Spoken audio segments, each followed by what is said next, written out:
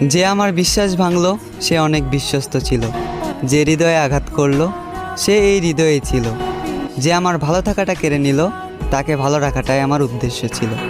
আমি তোমাকে বিশ্বাস করেছিলাম, রেখেছিলাম এই হৃদয়ে, বেঁধেছিলাম ছোট্ট একটা ঘর।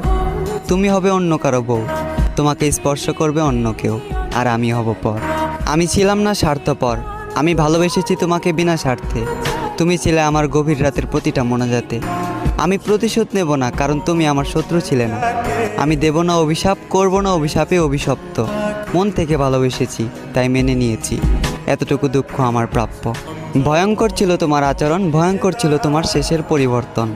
তুমি আমাকে নিয়ে খেলা করেছ, আর আমার ভালোবাসাটা ছিল তোমার কাছে পুতুল খেলার মতন। যে খেলায় তোমার হলো জিত আর আমার হলো মরণ।